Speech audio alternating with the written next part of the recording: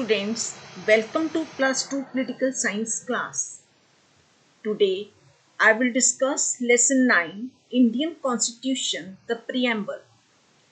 The topic of today's class is Sources of Indian Constitution.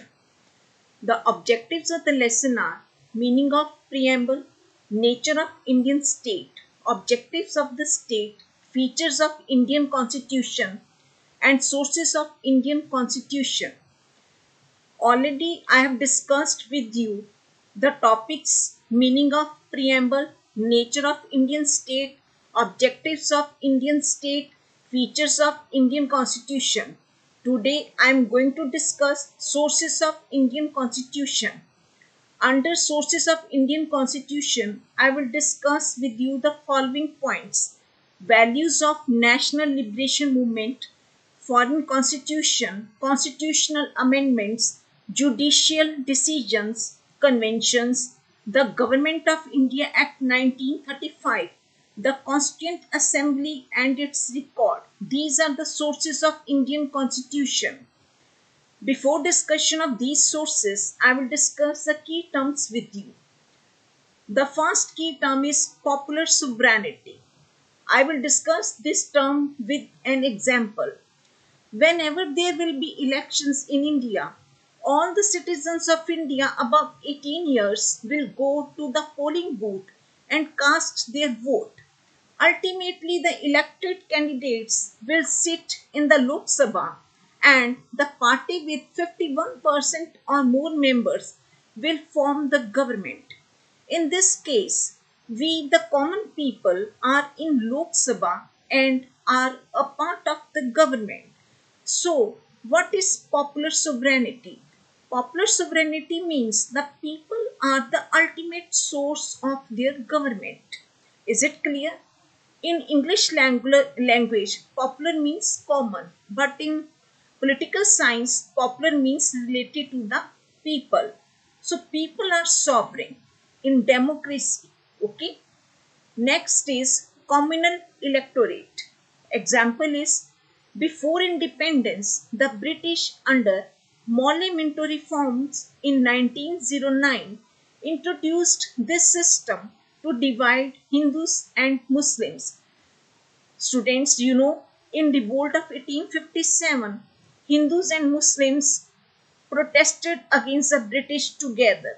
The British understood this unity is dangerous for their rule in India.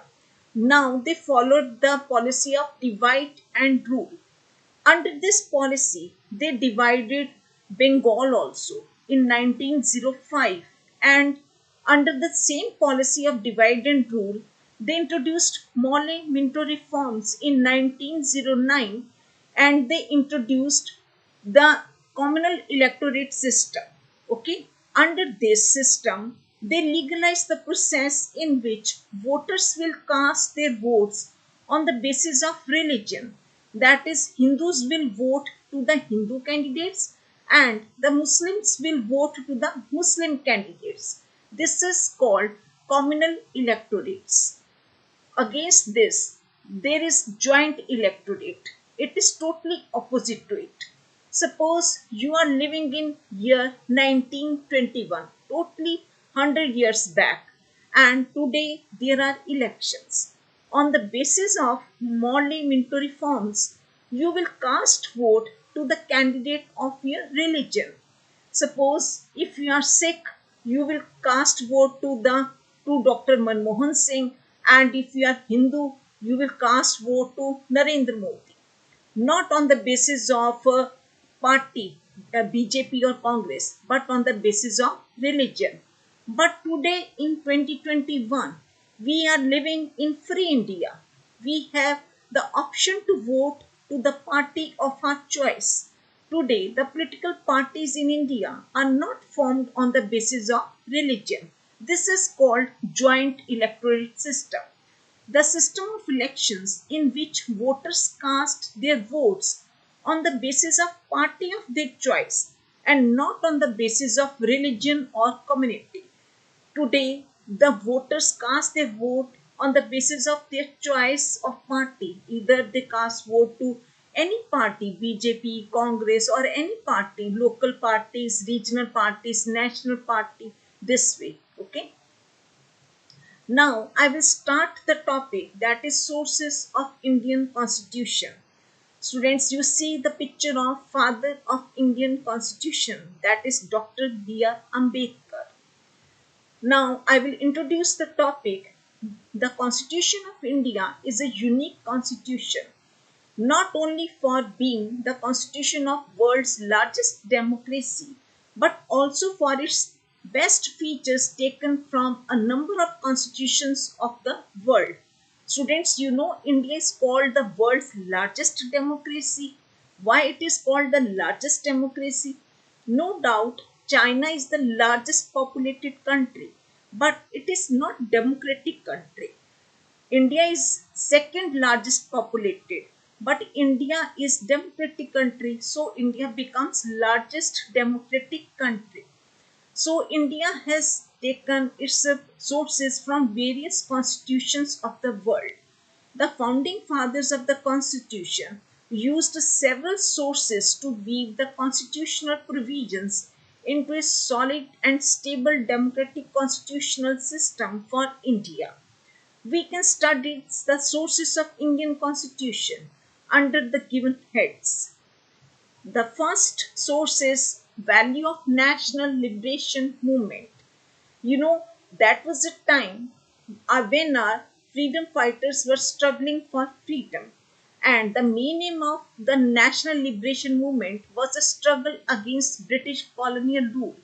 But several objectives are adopted for guiding the freedom struggle. They were not struggling blindly. They had some objectives also.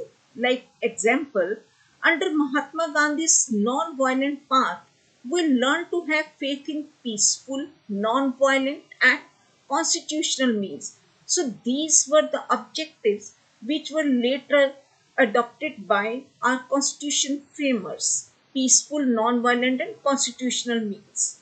Now, leaders like Bal Gangadhar Tilak from Maharashtra, Bipin Chandra Pal from Assam, and Lala Lajpat Rai from Punjab, known as Bal, Pal, and Lal, gave the message of national unity and equality and guided the path of the constitution makers.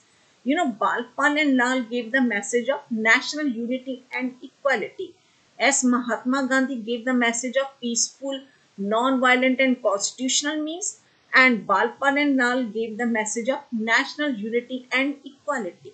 So these values of national liberation movement helped as a source of the constitution. Next source of constitution is foreign constitutions. You know, that time many countries already were free and they had their own constitutions.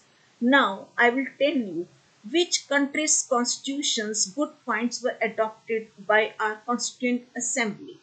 The constitution makers were influenced by and based the Indian Constitution on the given ideals. The first is the system of parliamentary democracy was taken from British Constitution. Yes, you know, students, for your general awareness, I would like to tell you here that Great Britain is the first country in the world to have parliamentary democracy system. No doubt they were ruling over India and they were imperial country and India was their colony.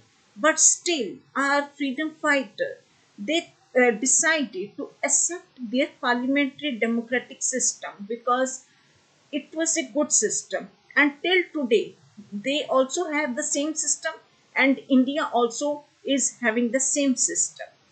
Directive principles of state policy were taken from the Irish Constitution.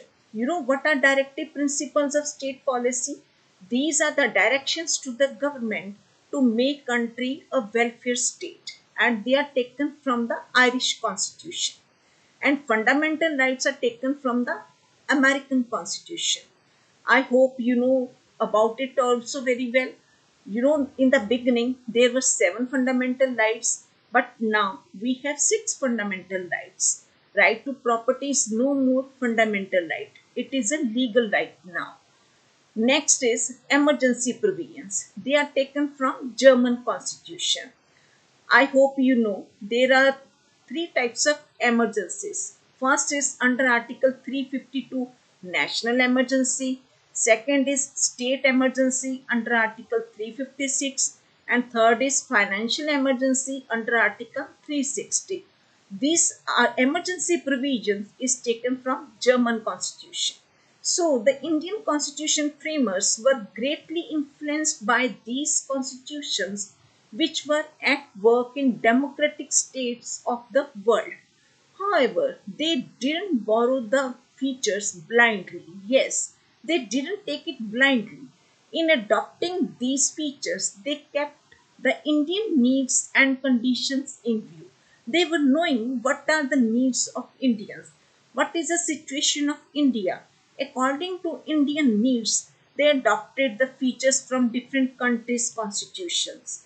They didn't exactly copy paste the different features of other countries' constitutions. The next source is constitutional amendments. Amendment means change in the constitution. The 103rd Amendment to the Constitution, as done in 2019, introduced 10% reservation for economically weaker sections of society for admission to central government run educational institutions and for employment in central government jobs. The amendments have helped the Constitution to change, adjust, and serve the needs of the changing environment. The amendments have strengthened the foundations of the Indian democracy. Yes, students, as our constitution was enforced on 26 January 1950 and today is 2021, if amendments are not done, the constitution will become outdated and obviously the people will not follow it. They will reject such a constitution. So amendments also play a very important role. So they make the constitution to be accepted. So they also have played important role in making the constitution. The next is judicial decisions.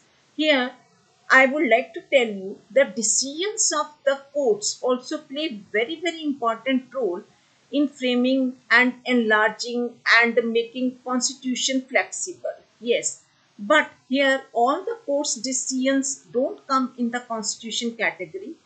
Only the Supreme Court rulings come.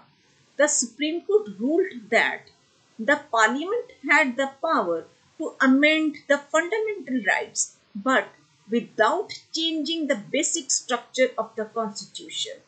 Yes, students, earlier it was believed that the Parliament doesn't have the power to amend the fundamental rights, but it was decided by the Supreme Court that Parliament has the power to amend the fundamental rights. So this gave the power to Parliament to amend the fundamental rights. So this is the judgment of the Supreme Court. So it is now part of the Constitution. The Supreme Court gave the verdict that the services of government employee cannot be terminated in case he becomes disabled during service. Yes, here also I would like to tell you that this is the judgment of the Supreme Court that if any government employee gets disabled during his service will not be terminated. But here you must know that very important word is during service. Means during service hours if he gets disabled. If he gets disabled due to any injury or accident after the serving hours, then his service will get terminated. Okay. The Supreme Court has the power to interpret the Constitution. Judicial decisions have contributed a lot towards the evolution of the Constitution of India. So these are the examples of the evolution of the Constitution of India. The next is conventions. Students, you know what are the conventions? Conventions are the written rules, unwritten rules of the political behavior. These are not written anywhere. So Indian constitution is silent about how many times a person can be appointed as a president of India. Our constitution doesn't tell about anything about it. So when Dr. Rajendra Prasad became the president for the second time, he told that no one can be president for more than 2 terms. This was laid by Dr. Rajendra Prasad, who was the first president of India. When 1962 elections came, he refused to contest the election for the third time. He said, this seat is very important seat and all the eligible candidates should get a chance to be on this seat. And then he said, no person should be on this seat for the third time. No one is to serve for more than 2 terms. So it means he laid the convention because constitution is silent and he laid the convention. Later on it is followed and it became a convention. Okay. So whether a constitution is written or unwritten, in its actual working, several conventions always play a big role. Students, I have used here word constitution is written or unwritten. Normally, we know constitutions are written. But you know which country's constitution is unwritten? Tell me. Only one country's constitution is unwritten and that is Great Britain. Only Great Britain constitution is unwritten and all the countries of the world have written constitution.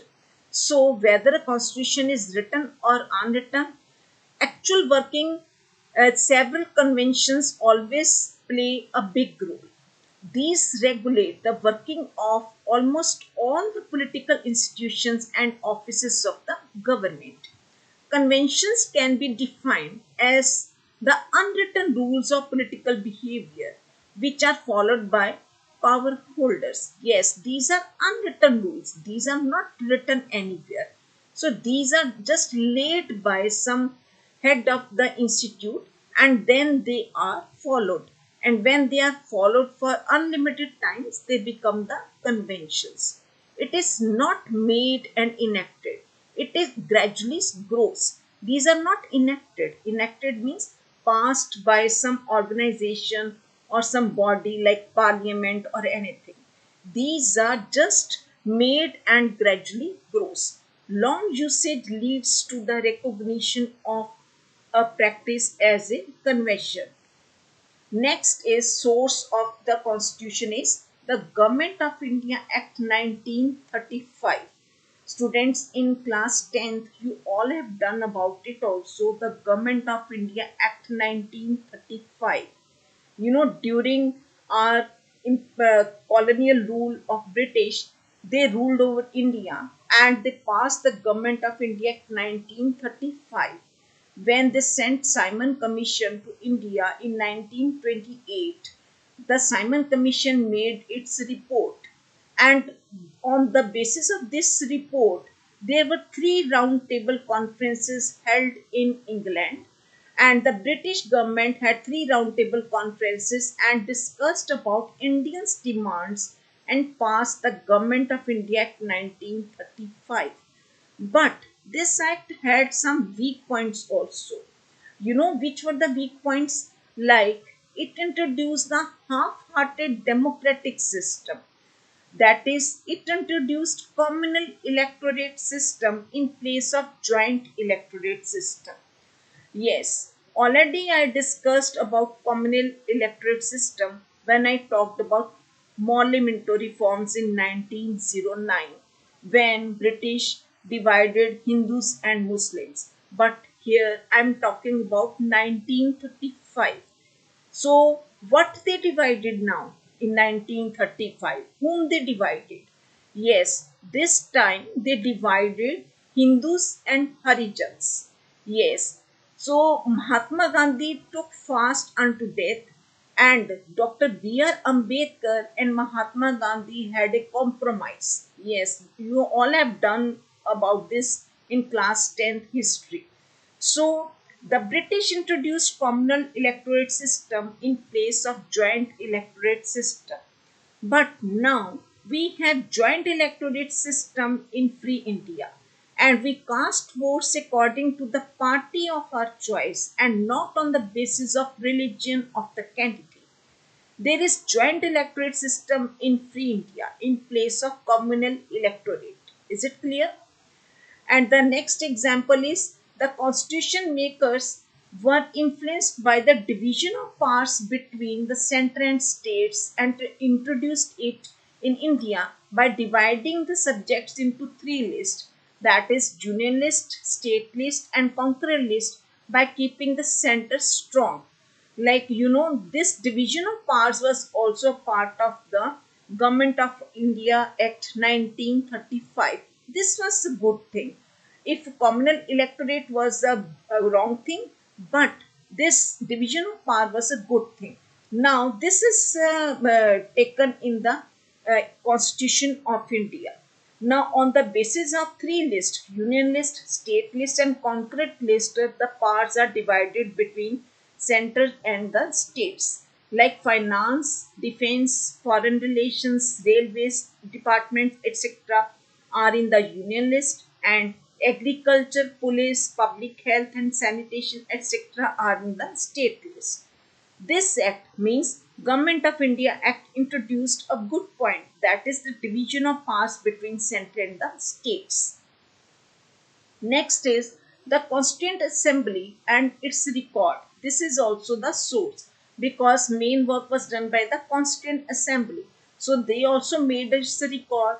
Like the Constituent Assembly was elected to frame the Constitution of India. Elections were held in India, like today elections are held for Lok Sabha. That time before independence, the elections were held in India in 1946 for the members of the Constituent Assembly. The elected members were sitting in the Constituent Assembly to work for the Constitution of India. It started its work in December 1946, that is before the independence, with Dr. Rajendra Prasad as its president. The assembly held ideological orientations of the constitution makers and held debates also.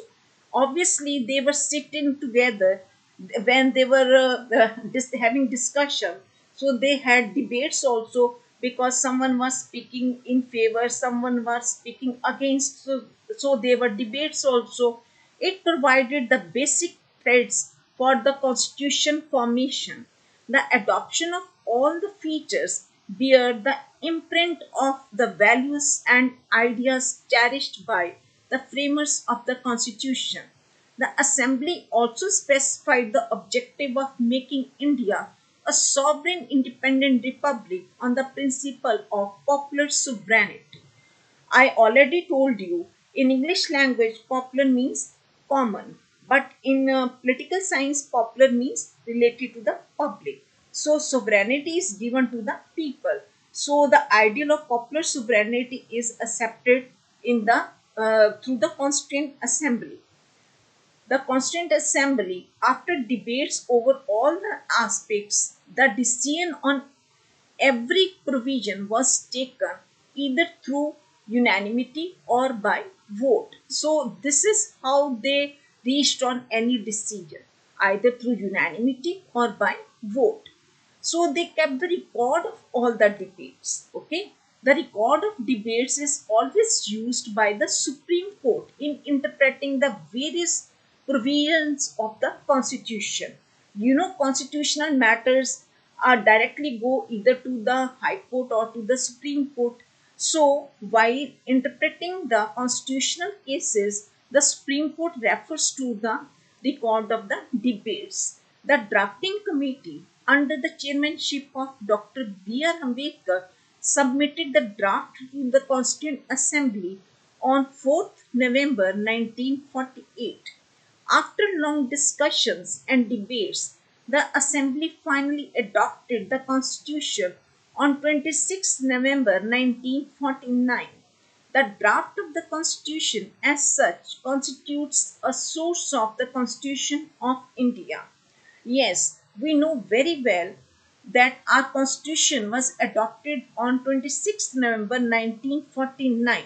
But when it came into force, it was enforced on 26 January 1950. The Constituent Assembly members decided to wait for another 2 months because 26 January has its own importance. In 1930, on 26 January, the Congress demanded for complete independence, that is, Puran Swaraj. Just to make this day permanently memorable, the Constituent Assembly decided to enforce the Constitution on 26 January 1950. Now, the topic, the sources of the Indian Constitution is complete. Now, today I have discussed with you the topics under it are values of national liberation movement, foreign constitutions, constitutional amendments, judicial decisions, conventions, the Government of India Act 1935, the Constituent Assembly and its record. Students, it covers your pages from 419 to 426. Students, you will read these pages and watch the video again to revise the topic. Now, I will discuss the topic related questions, that is, how is Indian Constitution the largest constitution in the world? Which foreign constitutions enacted as a source of Indian Constitution? How does the Supreme Court protect the Constitution? What are conventions? How does it help in working of the government? When was the Constitution finally adopted? Which are the features taken from the Government of India Act? What is the value of records of Constituent Assembly today? Okay, now this completes my topic.